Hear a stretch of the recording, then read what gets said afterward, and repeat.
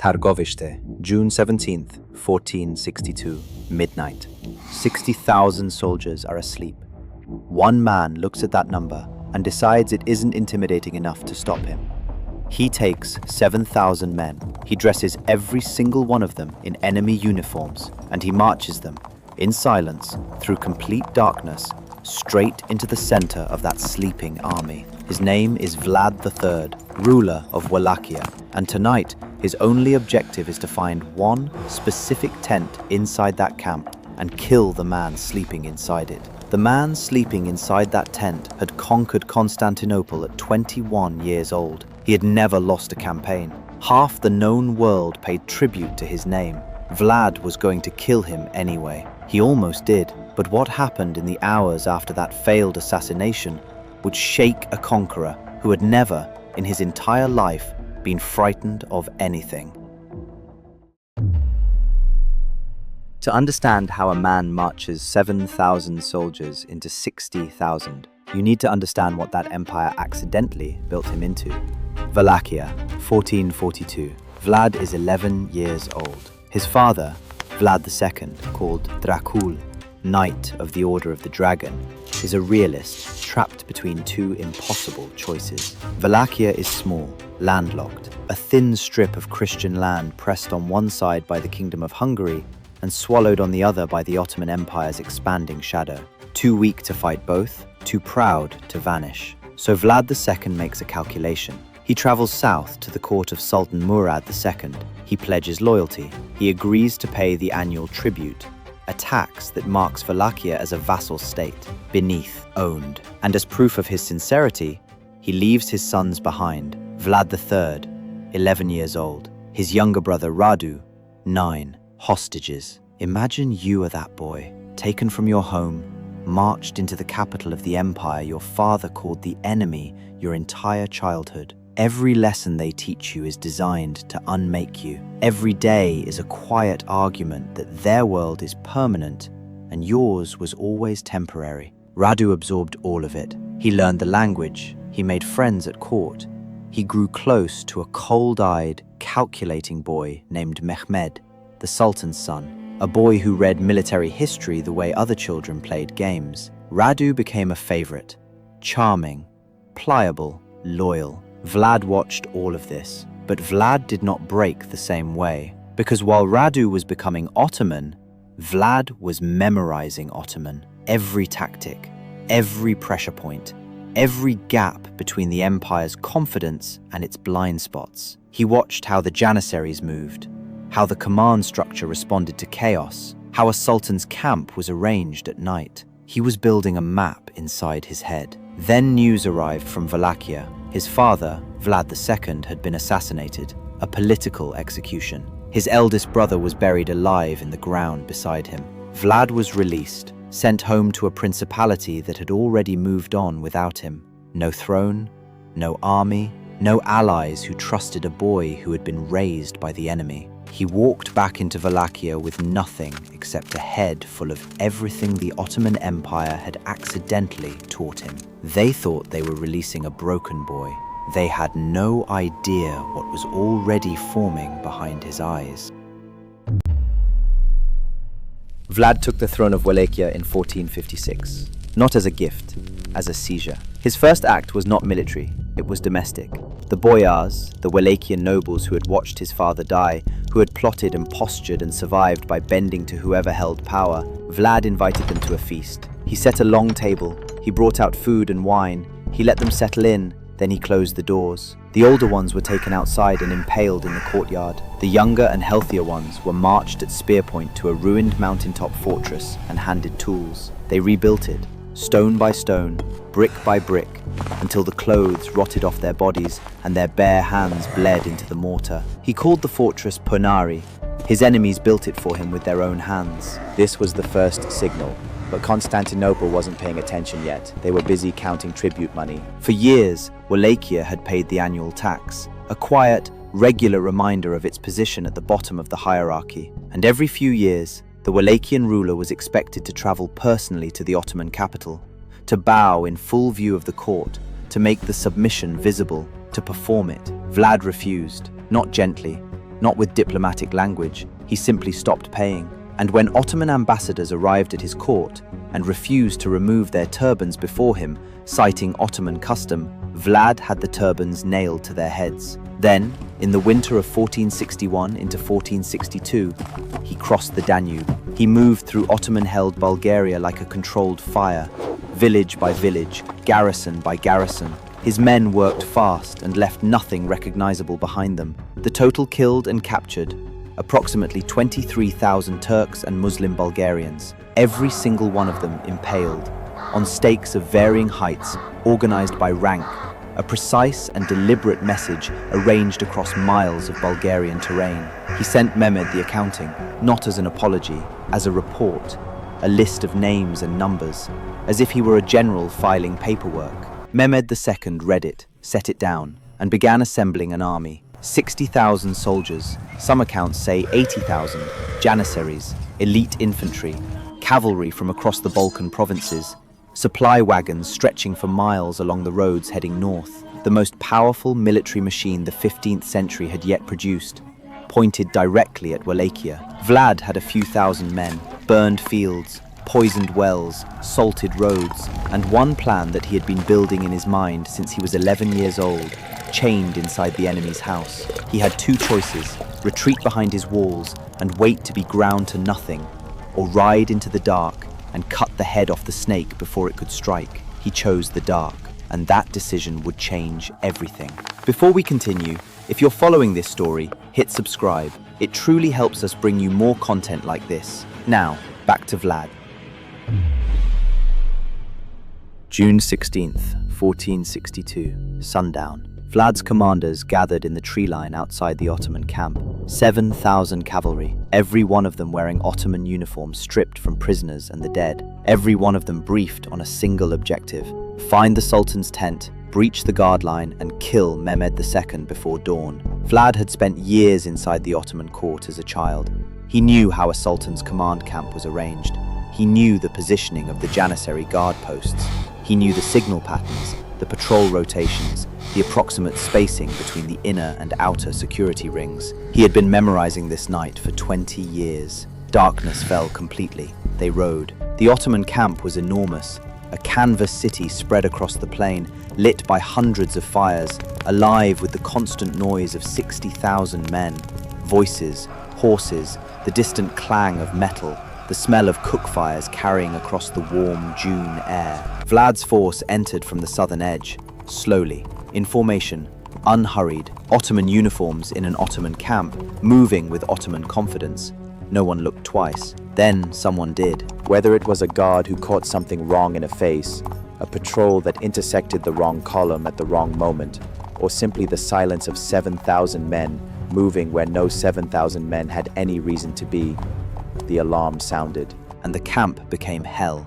Torches went flying, steel cleared scabbards in the dark. Men shouted orders that contradicted other orders.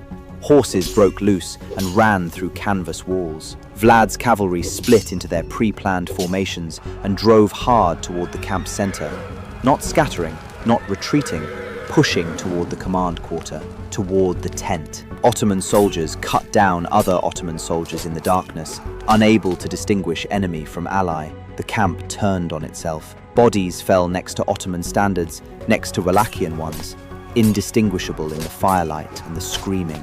Vlad reached the command area. The tent was wrong. The accounts disagree on the exact reason. Some say Mehmed had been moved at the last moment by his personal bodyguard, a man who had heard something in the night and acted on instinct. Others say the intelligence on the tent's location was outdated. One account describes a chamberlain who threw himself into the path of the attackers and bought the Sultan 4 seconds he needed. What is certain, Mehmed II was not in the tent Vlad reached. Vlad pulled back, not in panic, in precision. He redirected his cavalry outward, driving through every quarter of the camp before the Ottoman numbers could organize a coherent response, then melted back into the forest before dawn.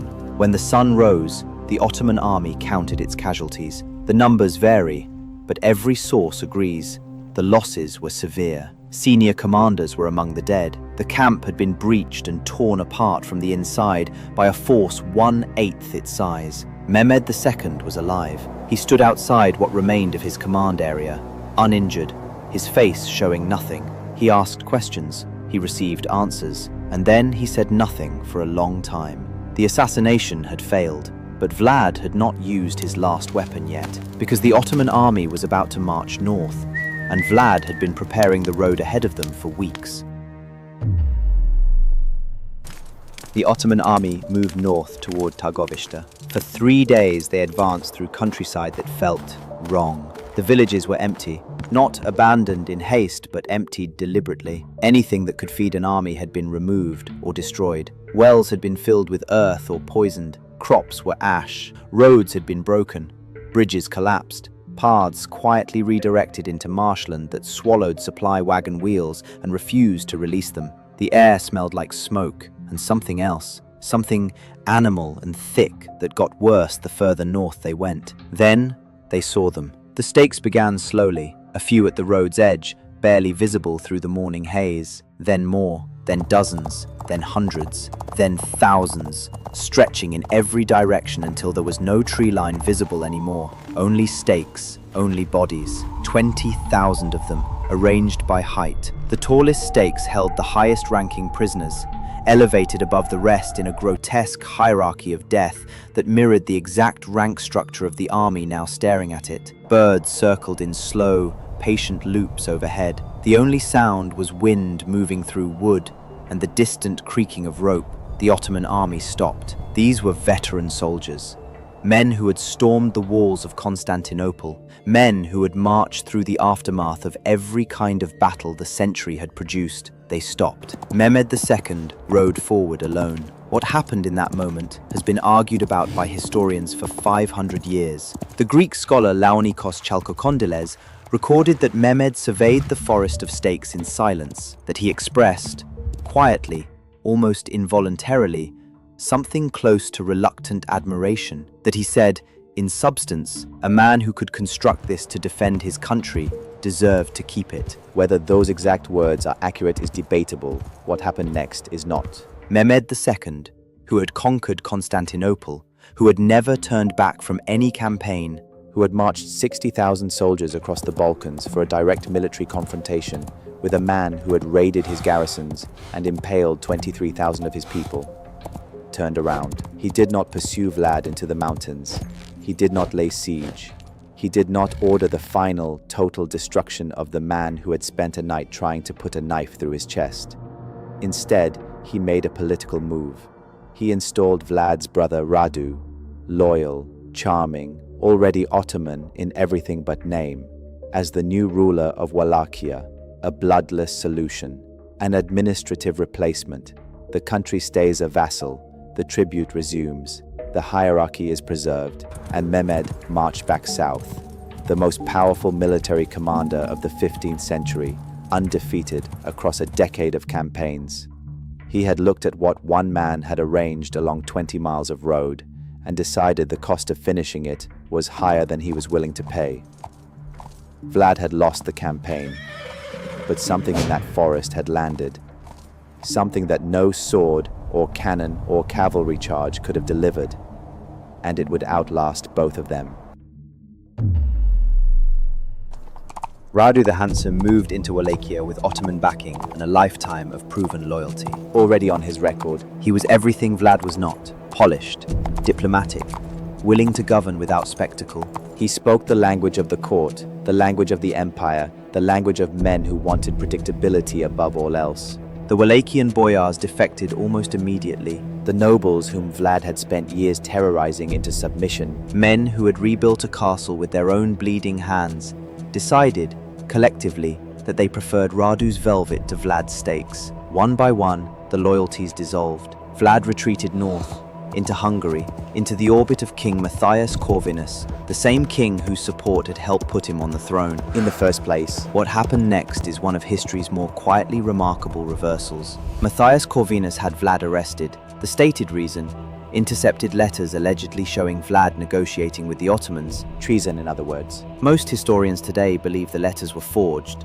a political maneuver to neutralize an ally who had become too dangerous, too independent, too difficult to direct. Vlad spent roughly 12 years in Hungarian captivity, The accounts of this period are strange. He was not treated as a prisoner in the conventional sense, more like a dangerous house guest, housed in relative comfort, kept close. Some accounts from this period describe a man who could not stop, who continued impaling mice and birds and whatever small creatures he could reach, whose hands needed something to hold. Whether those accounts are literal or allegorical, they describe a man whose psychology had been built around a specific kind of violence and who had nothing left to aim it at. Then the Ottoman threat shifted. Matthias needed Vlad's name again, his legend, his particular genius for making an enemy think twice. Vlad was released, given soldiers. He retook the Wallachian throne in 1476. He held it for weeks. Then he was dead, killed in battle, or assassinated in his own camp. The sources disagree. His body was found without its head. The head was sent to Mehmed II in Constantinople. It was displayed on a spike above the city walls. The man who had spent a night trying to kill Mehmed II ended as a trophy mounted on Mehmed's walls. But Vlad had already set something in motion that neither of them could control, because in the months and years after his death, printed pamphlets began circulating across Europe. Some of the earliest mass-produced printed documents in European history were accounts of Vlad III, printed in German, in Latin, in languages that had no particular reason to care about a minor Wallachian prince. They cared, they kept printing. The image was already spreading, the legend was already loose. We started with a midnight raid. 7,000 men, disguised as the enemy, riding into 60,000, hunting one man in the dark. You might have assumed this was a story about a man who fought the impossible and lost. It wasn't. It was a story about what happens when an empire raises its own worst nightmare. Mehmed II conquered Constantinople. He broke empires. He rewrote the map of the known world. And when he stood in front of 20,000 impaled bodies, arranged across the Wallachian countryside, he turned around. The only time in his career he chose not to finish what he started. That is not a military footnote. That is a verdict. Vlad III died decapitated, his head mounted on a spike above the walls of the city whose ruler he had spent a lifetime trying to kill. By every measurable standard, he lost. But the pamphlets kept printing, the stories kept spreading. The forest of stakes burned itself into European imagination with a persistence that no military victory could replicate. Because always understood has a longer reach than any army.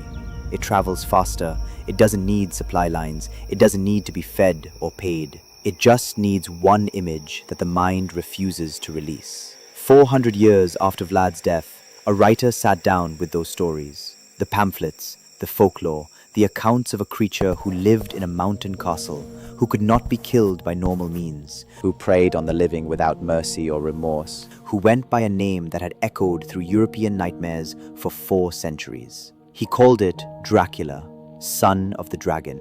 The Ottoman Empire spent decades trying to replace Vlad III with a compliant substitute.